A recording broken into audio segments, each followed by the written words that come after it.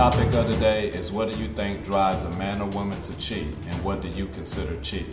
Well, I consider cheating if a man goes out with another woman on a date or have sex with that person. To me, that's cheating. Just a date? I mean, what if they don't have sex or anything? They just go out. But if you're in a relationship with someone, why would you be going out with another person in the first place? Maybe it's conversation, just innocent conversation. Well, I don't buy that, so. Could be business. Well, if it's business, then that's different. But 9 times out of 10, it's not going to be business. 9 times out of 10? So what if they just sitting and talking? You automatically going to think that they're cheating if a man is talking to a woman? No, not if he's talking. I mean, if he's just holding a conversation, but if he asks her out on a date. What do you think? I think that if a man or a woman establishes a connection with someone else other than their significant other that is outside of being friends, then that is just going to the pathway of cheating. If you can't introduce your new friend to your significant other and do things as a group, or you hide that person from your significant other, you're borderline or already establishing a path of cheating. I agree. So then you mean you're establishing a path of cheating. You're not cheating yet. You're just maybe being Well, sneaky. I think it is cheating. I think once you establish a bond with someone that you have either previously had with the person you're with or never had with them but have created a new bond with someone else, then you're emotionally cheating on your significant other by having this attraction. And it's not just friends. I know, like, I have plenty of guy friends, but they are just friends, and they are people I talk to and about to my husband and want him to meet because I think they would enjoy their company as well. If you're hiding that, or you're thinking of ways to go out with them, you know, that is sneaking around, and then eventually that's going to lead to further attraction, which could lead to the official, what everyone thinks of cheating, intercourse. I guess it depends on the relationship. A lot of people have open relationships, or they may not take the cheating to what Denise calls it, of just having a conversation with a woman. If you have a conversation. No, that's not what I'm talking about. I'm not talking about just a conversation. Me and you having a conversation, but that doesn't mean anything. So you mean a formal asking them out for a date? Would you like to go out and have drinks? You're considering that cheating. Or go to dinner, go into the movies, especially if you're in a relationship with someone else already. So is that a reason to break up because a person goes out and have a drink with I'm another person? not saying that's a reason to break up. But would you tell your significant other that you're going out with someone else? Or would you hide it? You may go out to have drinks with a What if you have drinks with a coworker That's after different. work? Well, that's Is that a different. date? Or, well, if you out, if you and a coworker, which is a female coworker, y'all go out and have drinks, is that a date, or are you and a coworker just having drinks? It depends on if you have feelings for that person. And are you telling your significant other about it? Are you saying, hey, we're going out for drinks? Do you have to say it's a female that you're going out to have drinks, or can you say we're going out as coworkers having drinks? Like if I said, if me and Denise was dating, and I said I'm going out with friends to have drinks, or a friend, do I have to tell her that it's a female?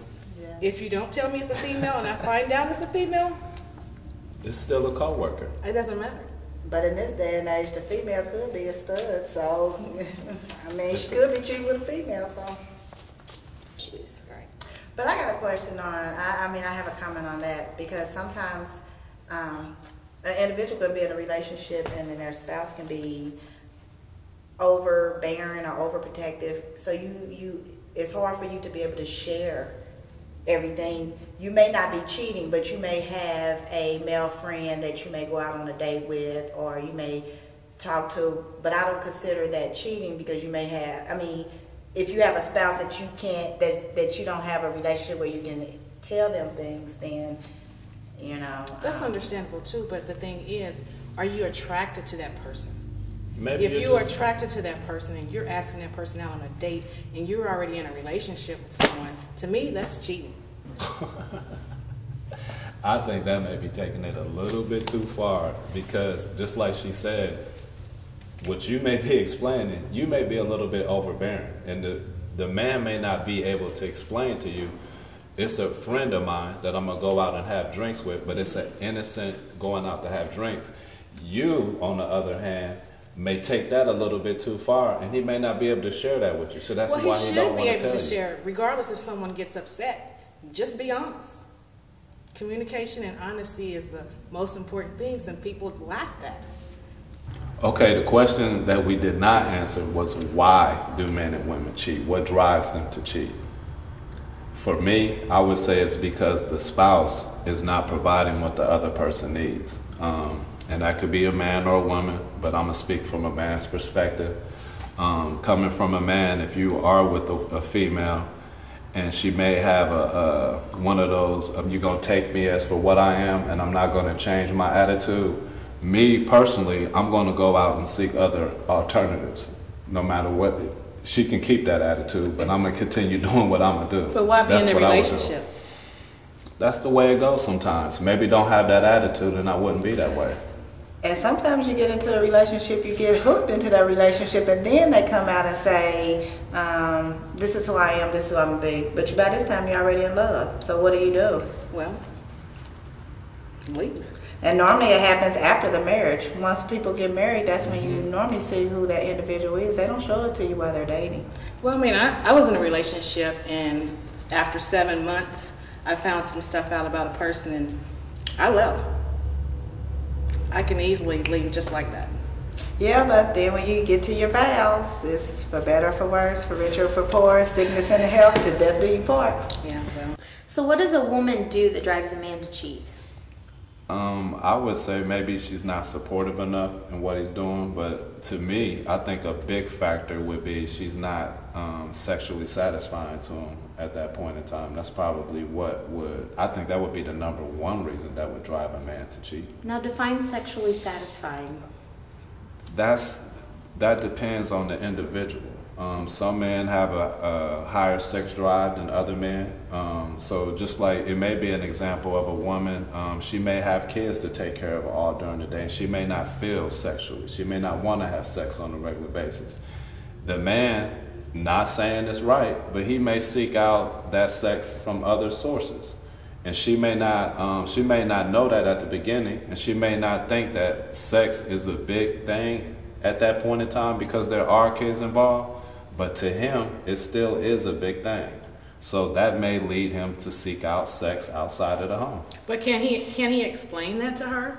Work with her? Can he water the grass in the relationship to make it green instead of hopping over the other sidewalk? I'm pretty sure he can, but what if he does express that to her and you still don't change? I think that's the problem. Well, it's not just verbally expressing. Like I know after I had my daughter, I did not feel attractive at all. And it took a lot, of, my husband saying, you look so pretty, you look sexy, you're such a good mom to our kids, to make me feel good and to make me feel attractive again, in order for me to go back in that place where we could connect again. Right, but let's keep this in perspective here. It's about 6 weeks after you can't even have sex for about 6 weeks, right?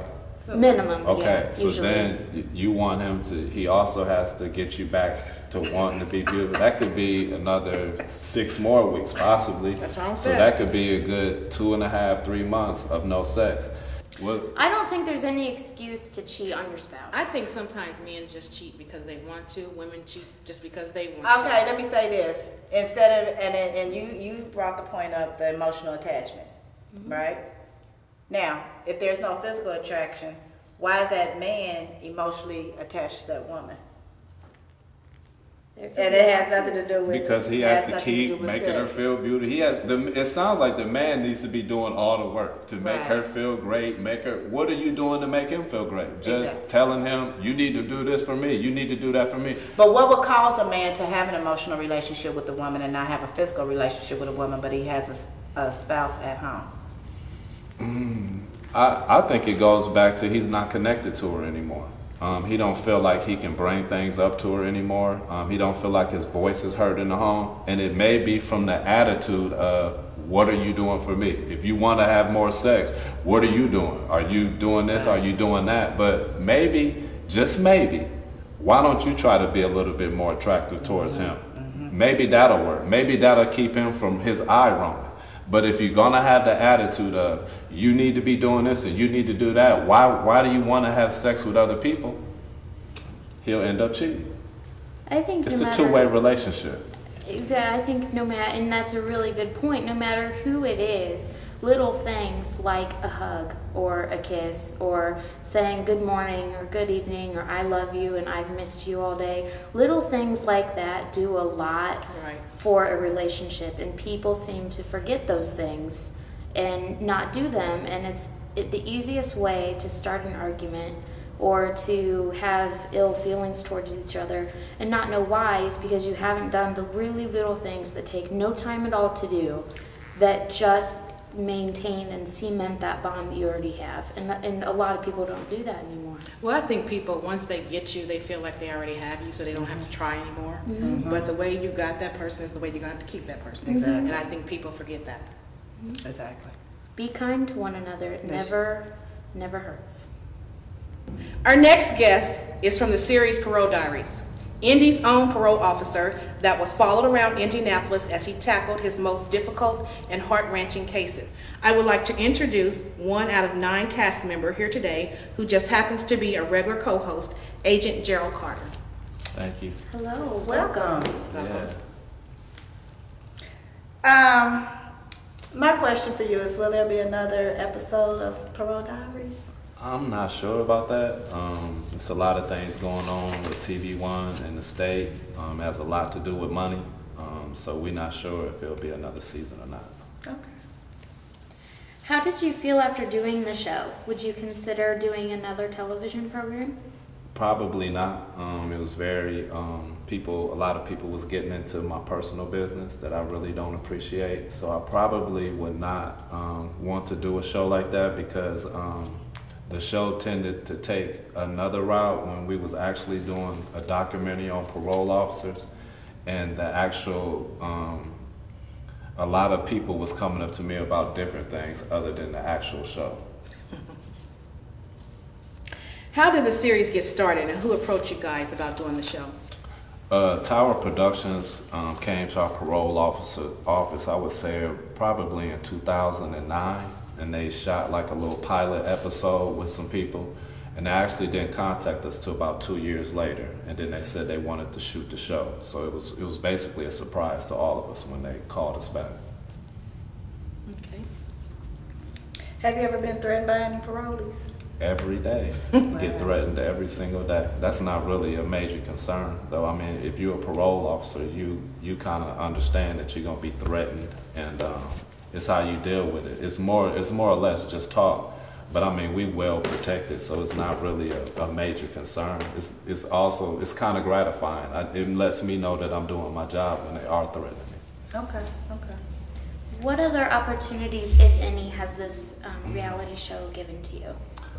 I was on the Ricky Smiley show, the TV show. I speak at a lot of different places. I actually get paid to speak now. So I'm kind of like a paid consultant. I got to meet a lot of new people, travel a lot. So it's been a gratifying experience. I won't say it's been all bad. It's been a gratifying experience as well. Are you more of like a motivational speaker? Is that what you mean by talks, or is it something different? Well, I supervise sex offenders, so people want to know about stuff like that. It's interesting to hear about child molesters and rapists. They like to hear the stories, where they living at, what do you do to keep the community safe and stuff like that. So I do a lot of talks about that. As a mother, I can find that very good information and interesting to know. Yeah, so it's been fun to do that. What was the highlight of Parole Diaries for you? I would say the highlight for me is, I would say one time when I went to New York for New Year's Eve, and it was 1 million people down there, and it was still people down there recognizing me. And, you know, that's a huge place to recognize a parole officer from Indianapolis. You would never have thought that people, but the show was all over the world, so that was surprising to see, you know, a lot of people recognizing you and actually caring about who you are. They actually thought I was some type of movie star or something like that. So that's funny to me. I thought that when you came in the door.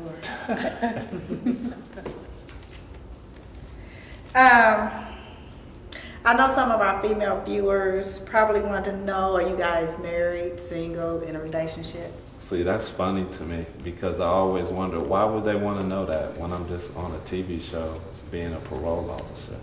That's You're a nice looking gentleman. Right, but you know what? I'm single, but just to continue to answer that question, I think if it was a woman in this role and like people were sending panties and stuff like that to your state job, or contacting your supervisors, or calling your job, asking you personal questions about your life, or stopping you in the stores, and asking you personal questions, or sending you phone numbers and stuff like that, when you're actually on TV portraying or actually being a parole officer. It would be different if I was on a dating show or something like that. Right. But it's almost offensive to be asking me some of the first questions of, are you married? Do you have kids? And here's my number. Well, how hard is it not for you to not get emotionally involved in a case? Like, for example, as a mom, I would have a really hard time sending another mother back to jail. It doesn't even bother me anymore. I've been working for the Department of Corrections since '97. So being a bad guy has been something I love doing at this point in time. I put people in check. It's something that I feel like that needs to be done when you're dealing with rapists and child molesters. If you're going to be soft on them, you actually are not doing the community a favor. So being up front, keeping people in check, checking on them on a regular basis is just part of the job. I'm not here to be their friend. So that's one of the main things that I let them know. I'm not a friend, I'm your parole officer. And if you do break a rule, you go to prison.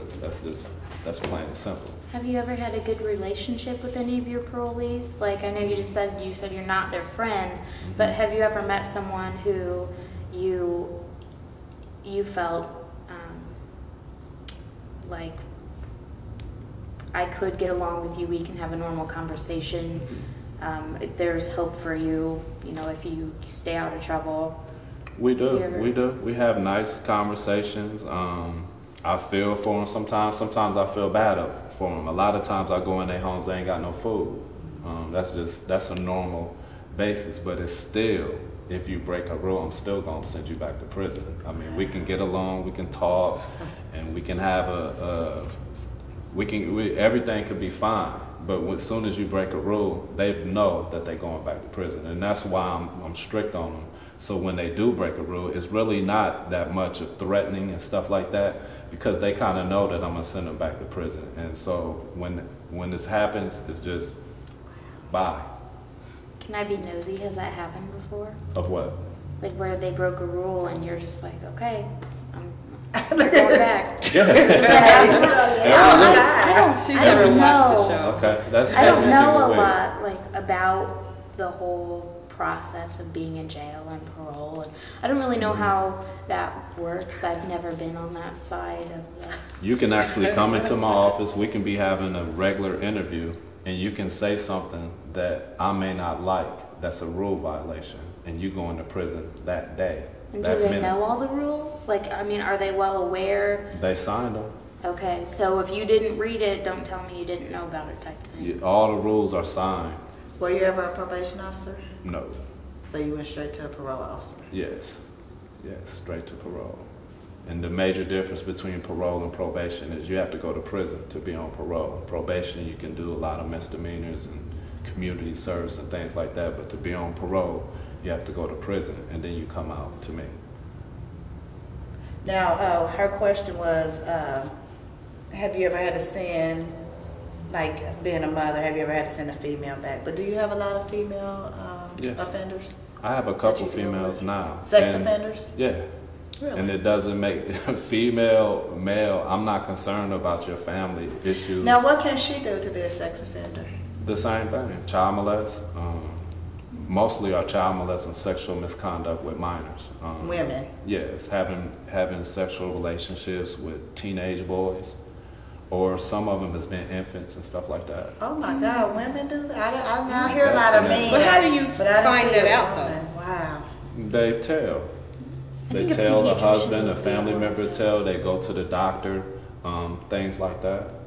I mean, if a woman's messing with an infant, I mean, Well, Well, when they go to evidence. the doctor, they do checkups, and if it's some type of, you can tell if there's been some type of penetration or something like that, then you can automatically, you gonna start investigating that. And then a lot of times, if you have a father that's involved, he may have had some type of inclination that she was having some type of sexual contact. Some people don't realize that a lot of people in America have attractions to to kids.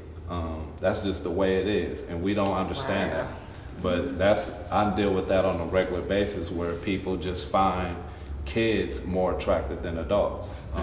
A lot of my clients tear out the little JCPenney catalogs of little boys and little girls and little dresses, and they keep them in their wallets. They pull over in their cars and masturbate to stuff like that. That's something that they Wow. consider as natural life. And I know that's grossing you out, but that's actual people. That's what they do. Wow. That's how like they get a along. movie, Criminal Minds or something like that. Well, I know, like I with just the can't men, imagine. I know, and I have heard like with men that are attracted to young girls, it's because they're used to that virgin part of it, and not just because you're young, but it's the virgin part of it. that Some of it is hasn't- just the face. It's like they like a younger girl. They are attracted to younger girls. The barrettes in the hair, Wow. the little Jeez, dresses. I need some money. You ain't got no money. I The ain't smaller, attracted to the smaller, they like a smaller female, whereas when they see a woman, they have no attraction towards them. And also, they may not be mentally available for a woman, where they can control a little kid, you know what I'm saying? Right, Where you right, also okay. have a rapist that whenever you come in contact with the rapist, you'll know it because he's super controlling in everything he does. Those are my Wow. favorites because they don't like a man with a strong demeanor like myself, because it's very confrontational, because they're used to controlling someone. So whenever you get involved with a man, if he's a very controlling person, Nine those times are he's the a first. rapist. Those are some rapist tendencies that I've always noticed when I deal with the rapist So population. those are red flags that should be a red flag to people, but just pay extra close attention to if you have someone, man or woman, because we know women can be, women are just as guilty, Mm-hmm. but the controlling issue is Well, I a wouldn't deal real with a big red controlling flag. person anyway. Yeah, controlling Oh, mechanism I don't is fool with that either. is the first sign of a rapist. Whereas with a woman, Now, do women rape men? I haven't had that issue because a lot of men's not going to report that, for one. But you'll have as far as with women, it's going to be more or less sexual misconduct with a minor, because women have an attraction towards teenage boys. It's it could be from just being up at high schools or middle schools, or it could be your kids' friends. Something could be going wrong in a relationship, like with the female. Something was going wrong with her relationship, and she found herself being attractive to teenage boys, and one thing led to another, and then the school found out, and then that's how she ended up on parole. Do you feel safe when you make home visits? Yes, because I carry a weapon everywhere I go, so I pretty much feel safe. After you're finished with parole, do you have to register on the sex offender website? Yes. And are Yes. you allowed to be within the vicinity of children at that time? You can As be long as within the you're registered? vicinity of children, but you cannot stay within 1,000 feet of schools, playgrounds. They just put that into law, so they still can't stay within 1,000 feet. The sheriff still comes and checks your address once you are off parole. So what happens, I know that new law just took effect recently, and I was having a conversation about this with someone else. What if a sex offender had lived within 1,000 feet of a school? Are they expected to move? Yes. It depends if they were grandfathered in. See, before the law was enacted, it was some people that was already staying there. and they couldn't make them move. But once the law was in effect, they all had to move. Okay, so it was not retroactive. It was from that point forward. Yeah, it was from that point I have forward. a family member that is a sex offender. They did have to move once they did the act. What did he do? Peeping in on little girls. Really? He's a peeping Tom, and actually he's on drugs. Really? So when he uses cocaine, he tends to like to go look in people's window. And actually, the reason someone found out that he was like that because he was going to purchase some dope, and him and the girl were ready to get high, and he asked the mother to let her daughter watch to have sex. So that kind of Watch them have sex? Yes, he said, "Can you have your daughter come in here while we have sex?" Because that's what. How old was the daughter? She was like 13. Please tell Yeah. me she said no. She said no, and then eventually they came back and they went back. She told her brothers or whatever, and then they went back to act like they were going to sell him some more dope. Got into it, broke his jaw, and then that's when all things hit the fan, and that's when he was pretty much turned in to the police, because they asked, well, what happened to your jaw, so. But yeah.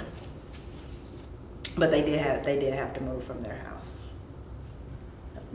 He was living with his mom, so she had to So she had to move too. Yeah. Well, this question is for Gerald, too. I know I'm guilty of assuming this, but how often do people that you meet think that from watching the show that you're mean, arrogant, and full of yourself? A lot of people think that I'm mean, but I think it's funny because you also have to keep in mind that I'm dealing with convicted felons. I'm not supposed to be this real super nice guy dealing with child molesters and rapists. That's just not part of the job. If you are a person with a real nice demeanor, then you actually are not a person for this job.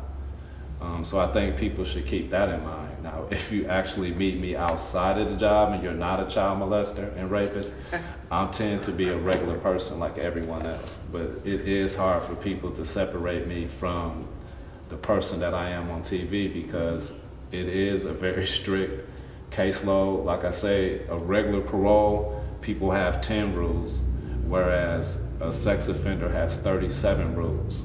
So you have to imagine, telling people that they can't have contact with children. I have to approve sexual relationships. I have to approve just about every single thing that they do. I have to approve work. What do you mean by you have to approve sexual relationships? Before they get into a sexual relationship, they have to bring the girl into me, and I have to talk to her and let her know what he's on parole for. And then he has to explain what he's on parole for. So these are tough things that you have to enforce on people. So of course I'm gonna look like a mean guy because I'm enforcing 37 different rules. Okay, our topic of the day: how do you show someone that you're interested in them without saying a word or anything? That's kind of hard for me because I don't know. I guess if I smile at them a lot or extra nice, do something for them. I don't know. I smile.